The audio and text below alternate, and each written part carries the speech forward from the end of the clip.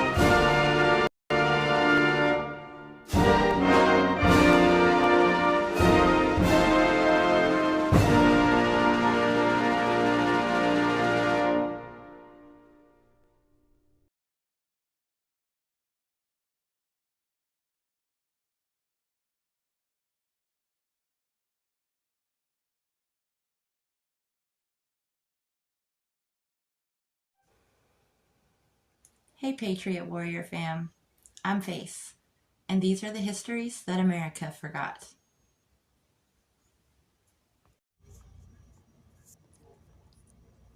According to Wikipedia, quote, "The Battle of Lake Borgne was a coastal engagement between the Royal Navy and the U.S. Navy in the American South Theater of the War of 1812. It occurred on December 14, 1814, on Lake Borgne. The British victory allowed them to disembark their troops unhindered 9 days later and to launch an offensive upon New Orleans on land. In August 1814, Vice Admiral Cochrane had convinced the Admiralty that a campaign against New Orleans would weaken American resolve against Canada and hasten a successful end to the war. In the winter of 1814, the British had the objective of gaining control of the entrance of the Mississippi and to challenge the legality of the Louisiana Purchase. To this end, an expeditionary force of about 8,000 troops under General Edward Pakenham had arrived in the Gulf Coast to attack New Orleans. An anonymous letter sent from Pensacola, dated December 5th, and addressed to Commodore Daniel Patterson, warned him of this imminent threat and was received on December 7th. Patterson dispatched Lieutenant Thomas A.P. Catesby Jones and a small flotilla to wait outside of the Ringolettes heading eastward towards the passes Mariana and Christiana, marked on Lossing's map, close to Cat Island, to watch the movements of the British vessels. The American force consisted of 5 Jeffersonian gunboats, number 156, number 163, number 5, number 23, and number 162. The schooner USS Seahorse, with Sailing Master Johnson commanding, and a sloop of war, USS Alligator, serving as a tender. Gunboat number 156, the flagship of the squadron, mounted 1 long 24-pounder, 4 12-pounder carronades, and 4 swivel guns. She had a crew of over 40 men. Vice Admiral Sir Alexander Cochrane, British Commander-in-Chief of the North American Station, ordered HMS Seahorse, Armide, and Sophie from Pensacola to the anchorage within Ship Island, Mississippi. This location, known today as Bayou Bienvenue, at the head of the lake, situated 60 miles from the troop ship anchorage of Cat Island, was to be the disembarkation point for the British soldiers. On December 8th, the 3 British vessels reported that as they passed Cat Island, Mississippi, 2 American gunboats had fired at them. Furthermore, lookouts on the masts had seen 3 more gunboats. It would not be possible to proceed with the disembarkation until the squadron of 5 gunboats in the shallow waters of the inlet Lake Borgne were destroyed. Cochrane put all the rowboats of the British fleet under the command of Commander Nicholas Lockyer of Sophie, with orders to pursue the American flotilla in the waters too shallow for an attack by a ship of the line. The British deployed 40 launches and barges with one 12, 18, or 24-pounder carronade each, 2 further launches with a long 9-pounder and a long 12-pounder respectively, as well as 3 unarmed gigs. The force consisted of some 980 sailors and Royal Marines. The largest amount of men embarked in any one of the barges was 31. Jones's squadron headed back in the direction of the Ringolettes, mooring at Bay St. Louis, on December 10th. The following day they prepared their boats to make an attack. On December 12th the squadron arrived at Cat Island, but found the overwhelming strength of the British would have been so disadvantageous to the gunboats, so they returned in the direction of the Ringolettes and the fort at Petit Coquille. Owing to the strong current, they were only able to get as far as the channel between the mainland and Malheureux Island on December 13th. Jones had been ordered by Patterson to position gunboats across Pass Christiana to the south of the modern-day settlement of Ansley, Mississippi, at the mouth of Lake Borgne, then fall back to the Ringolettes to make a stand. At night on December 12th, the British rowboats under Lockyer set off to enter Lake Borgne to attack the gunboat squadron. Jones sighted the British rowboats on December 13th at 10 a.m., believing them to be disembarking troops, advancing in the direction of Pass Christiana and then stopping. When he saw their routes at 2 p.m., advancing past Pass Christiana without stopping, he realized they were heading to attack his gunboats. The shallow waters caused Jones issues, 3 of his gunboats being in 12 or 18 inches water less than her draft, which was resolved by the flood tide at 3:30 p.m. The first contact was with 3 of Lockyer's launches and the schooner Seahorse on December 13th at 3:45 p.m. At 2 p.m., she had been sent to remove, or failing that to destroy, a stores dump at Bay St. Louis in order to prevent its capture by British forces. The schooner, with the protection of 2 land-based 6-pounder cannon, saw off 3 approaching launches with grape shot, who initially retired out of range. Seahorse faced a subsequent rowboat attack with 4 more launches as reinforcements, commanded by Captain Samuel Roberts of HMS Meteor. This renewed attack was repulsed after sustaining for nearly half an hour a very destructive fire. In the face of superior numbers, the Seahorse was scuttled and the store was set alight. An explosion occurred at 7:30 p.m. with a large fire being visible thereafter. Jones subsequently confirmed that he had sanctioned Johnson to destroy his schooner to prevent it from being captured. At 8 p.m. Lockyer rested his boat crews, who had been rowing against the flow of the tide. After rowing for about 36 hours, the British approached the 5 American vessels drawn up in line abreast to block the channel between Malheureux Island and Point Claire on the mainland. At daybreak, Jones noticed the British rowboats 9 miles to the east. As the British advanced, they spotted Alligator, immediately sent a few rowboats under Roberts to cut her off, and the British quickly captured her at 9:30 a.m. At 10 o'clock on the morning of December 14th, the British boats had closed within long gunshot by St. Joseph's Island. At this point, Lockyer ordered the boats' crews to breakfast. Lockyer formed the boats into 3 divisions. He took command of the first, gave Montresor of Manly command of the second, and Roberts of Meteor command of the third. When the British had finished their breakfast, they returned to their oars and pulled up to the line of the American gunboats. The main battle came at 10:39 a.m. The British were rowing against a strong current and under a heavy fire of round and grape shot. The American sailors killed or wounded a number of the rowboat crews in the process, including most of the men on Lockyer's boat. Eventually the range closed, and the British sailors and Marines began to board the American vessels. At 11:50 a.m., Lockyer personally boarded gunboat number 156, Jones's vessel. Both Lockyer and Jones sustained severe wounds. One rowboat from Tonnant, commanded by Lieutenant James Barnwell Tottenall, grappled the gunboat and was sunk. All of its boarding party transferred to the other rowboats. Jones states that at 12:10 p.m. the British captured gunboat number 156 and turned her guns against her sister ships. The gunboat fired her broadsides and assisted the capture of the remaining American craft. One by one, the British took the other 4 American gunboats. The engagement was over at 12:30 p.m.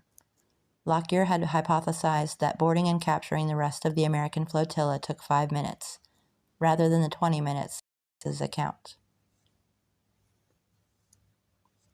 The engagement lasted about 2 hours, though the actual hand-to-hand combat was short. Whilst the British outnumbered the American seamen, Roosevelt does note the advantage Jones' flotilla had in defense, being stationary, having some long heavy guns and boarding nettings. This was offset by 2 of the 5 gunboats, number 156 commanded by Jones and number 163 commanded by Ulrich, having drifted out of line. The Americans lost their entire flotilla of 5 gunboats and crew, of whom 41 were killed or wounded. Lockyer states the 5 gunboats were each crewed by 45 men, for a total of 225, whereas Jones gives a lower figure for a total of 182 men in the 5 gunboats. Jones was made a prisoner of war for 3 months and would later be decorated for his bravery in this engagement. The British casualties were 94 killed and wounded. The casualties were from the following vessels: Tonnant, Norge, Bedford, Royal Oak, Ramillies, Armide, Cydnus, Seahorse, Trave, Sophie, Belle Powell, Gorgon, and Meteor. American claims 2 British boats sunk and over 300 casualties were inflicted, as Jones claimed, are disputed. In all, the 6 captured vessels of Jones's squadron comprised a loss of 245 men, 16 long guns, 14 carronades, 2 howitzers, and 12 swivel guns, as reported by Lockyer. Cochrane rated the captured flotilla as the equivalent of a 36-gun frigate and appointed Lockyer to its command as soon as his wounds permitted. Montresor took command pro tem. In March 1815. Lockyer received promotion to post captain. The British took the 5 gunboats into service under the names Ambush, or Ambush No. 5, Firebrand, Destruction, Harlequin, and Eagle. Several of these vessels remained in Royal Navy service until June 1815, and at least one perhaps beyond, as well as the warships providing men for the boats. There were sailors from the following troop ships, too: Alceste, Belle Powell, Diomede, Gorgon. The following troop ships were nearby, thus eligible for prize money: Bucephalus, Dictator, Dover, Fox, Hydra, and Thames. Lake Borgne would become the landing zone for British forces preparing to attack New Orleans. After the population of the city learned of the engagement on Lake Borgne, panic overtook some inhabitants of New Orleans, so Andrew Jackson declared martial law on December 15th. The loss of the gunboats meant that Jackson had no means of surveillance of the British, and it is noted that he did not deploy scouts as a substitute. One unintended consequence is that the gunboat crews in captivity were able to mislead the British as to Jackson's strength in numbers when they were questioned. At the end of January 1815, the prisoners of war were transported to the Caribbean in HMS Ramillies. In February 1815, following news of ratification of the peace treaty, HMS Nymph was sent to Jamaica to fetch the prisoners taken at Lake Borgne and to repatriate the prisoners. Although Jones's squadron never made it as far as the fort at Petit Coquille, it was decided to improve the coastal defenses with the creation of Fort Pike, commencing in 1819 to replace the earlier fort. It was the fort of 3 forts, to be constructed in Louisiana under the post-war Third System, along with Fort Jackson, Louisiana, and Fort Livingston, Louisiana. The engagement itself was not referred to as a battle in the literature of the 19th century. Hornbrook's painting from the 1840s uses the word action in its title. Secondary sources in the 20th century do refer to the Battle of Lake Borgne. In 1847, the Admiralty initiated the Naval General Service Medal. The clasps covered a variety of actions, from boat service to single-ship actions, to larger naval engagements, including major fleet actions. The engagement at Lake Borgne was deemed a boat service worthy enough of recognition by a clasp, and appears on the list of clasps for boat service during the War of 1812. The Admiralty issued a clasp or bar marked the 14th of December Boat Service, 1814, to surviving combatants who claimed the clasp. This was the largest boat action for which the Naval General Service Medal was granted. In all, 205 survivors claimed it.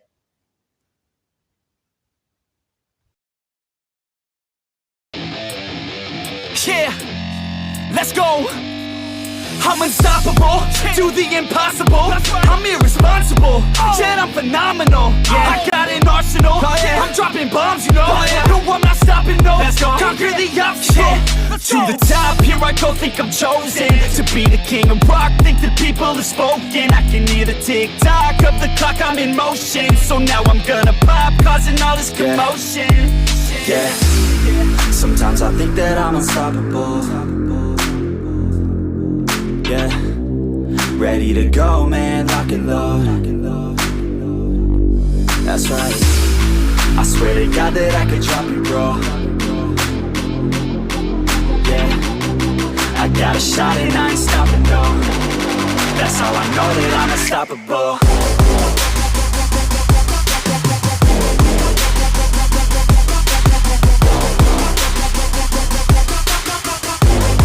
That's how I know that I'm unstoppable.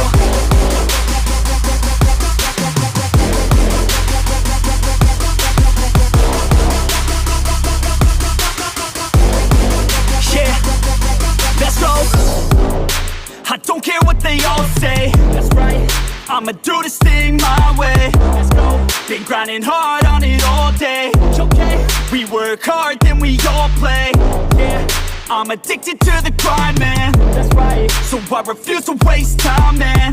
Yeah, one day it all will be fine, man. Let's go. Gotta commit to the climb, you know, man. We're back with the Guinness, setting records every minute, every track. In addiction to the fact that we're winning, still we lack, something's missing. Need a track that is hitting, making racks, making millions. That's the mission. I don't waste time, no, I make time. All these people wanna hate, fine, I'ma make mine. While you sitting there complaining, I'll be training. While you sitting there just waiting, I'm creating. Yeah, sometimes I think that I'm unstoppable.